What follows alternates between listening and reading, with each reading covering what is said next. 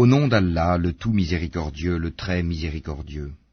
Ha-Mim, Ain Sin Kaf. C'est ainsi qu'Allah, le puissant, le sage, te fait des révélations, comme à ceux qui ont vécu avant toi. À lui appartient ce qui est dans les cieux et ce qui est sur la terre, et il est le sublime, le très grand.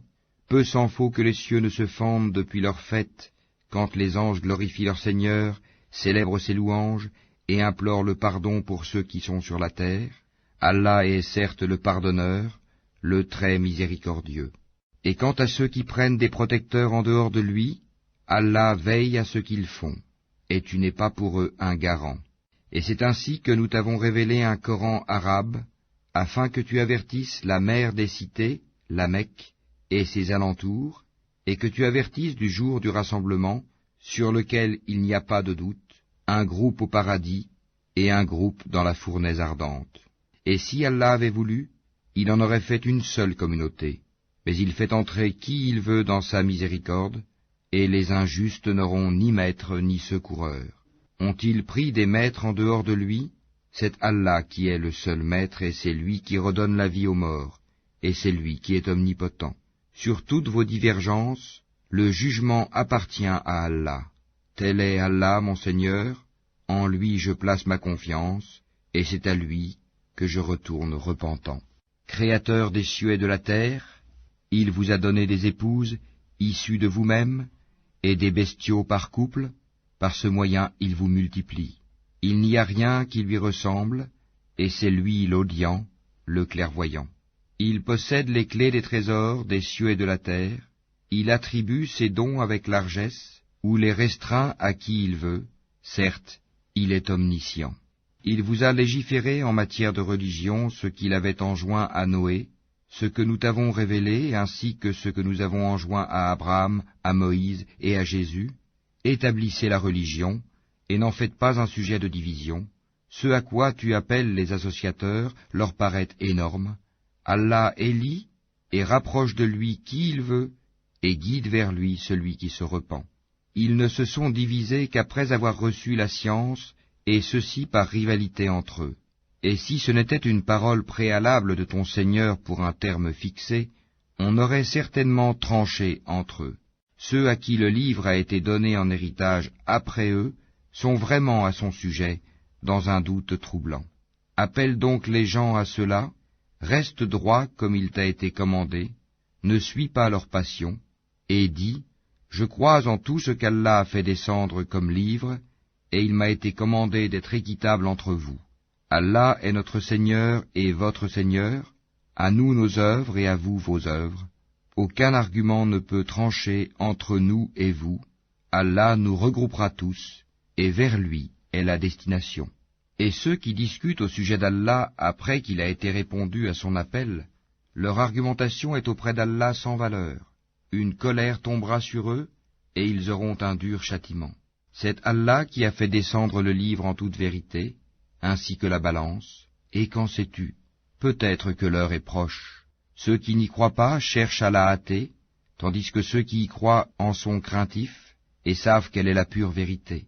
Et ceux qui discutent à propos de l'heure sont dans un égarement lointain.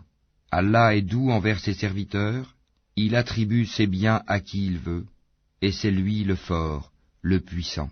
Quiconque désire labourer le champ de la vie future, nous augmenterons pour lui son labour.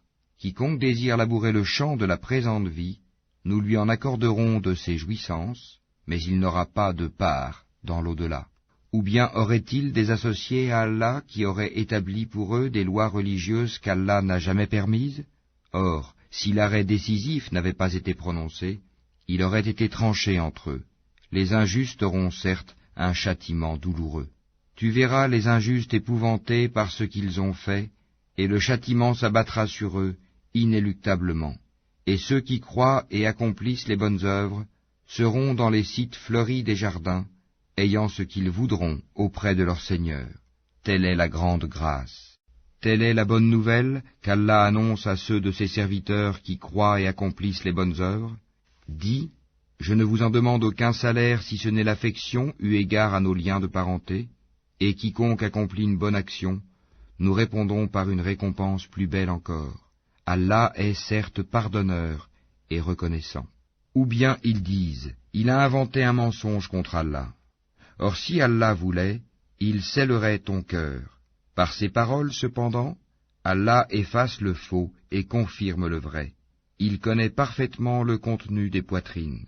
Et c'est lui qui agrée de ses serviteurs le repentir, pardonne les méfaits, et sait ce que vous faites, et exauce les vœux de ceux qui croient et accomplissent les bonnes œuvres, et leur accroît sa faveur, tandis que les mécréants ont un dur châtiment. Si Allah attribuait ses dons avec largesse à tous ses serviteurs, il commettrait des abus sur la terre. Mais il fait descendre avec mesure ce qu'il veut, il connaît parfaitement ses serviteurs, et en est clairvoyant. Et c'est lui qui fait descendre la pluie après qu'on en a désespéré, et répand sa miséricorde, et c'est lui le maître, le digne de louange. Parmi ses preuves est la création des cieux et de la terre, et des êtres vivants qu'il y a disséminés. Il a en outre le pouvoir de les réunir quand il voudra. Tout malheur qui vous atteint est dû à ce que vos mains ont acquis, et il pardonne beaucoup.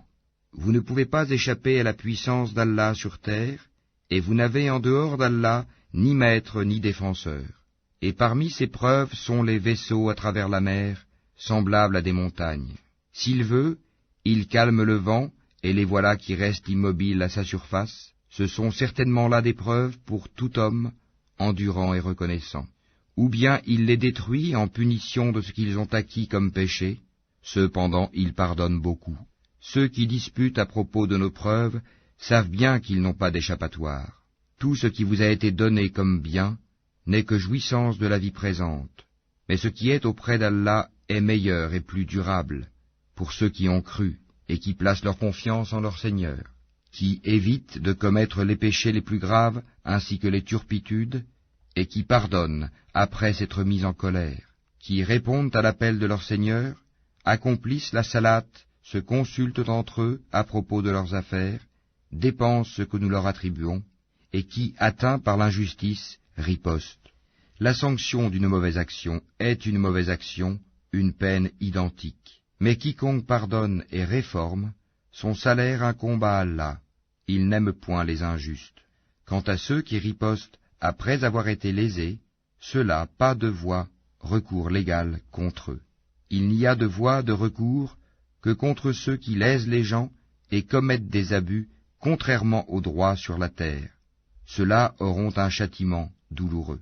Et celui qui endure et pardonne, cela en vérité fait partie des bonnes dispositions et de la résolution dans les affaires. Et quiconque Allah égare n'a aucun protecteur après lui. Cependant, tu verras les injustes dire, en voyant le châtiment, y a-t-il un moyen de retourner sur terre? Et tu les verras exposés devant l'enfer, confondus dans l'avilissement, et regardant d'un œil furtif, tandis que ceux qui ont cru diront, les perdants sont certes ceux qui au jour de la résurrection font leur propre perte et celle de leur famille.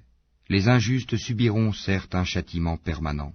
Ils n'auront pas de protecteur en dehors d'Allah pour les secourir, et quiconque Allah égare n'a plus aucune voie.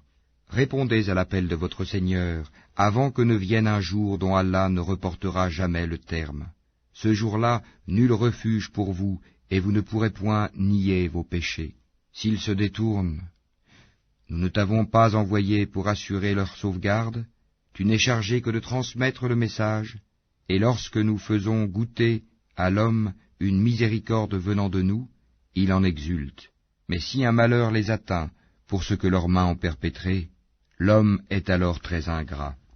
À Allah appartient la royauté des cieux et de la terre, il crée ce qu'il veut, il fait don de filles à qui il veut, et don de garçons à qui il veut, ou bien il donne à la fois garçons et filles, et il rend stérile qui il veut, il est certes omniscient et omnipotent.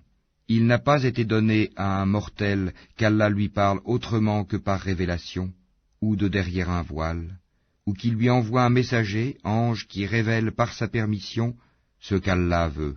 Il est sublime et sage. Et c'est ainsi que nous t'avons révélé un esprit, le Coran, provenant de notre ordre.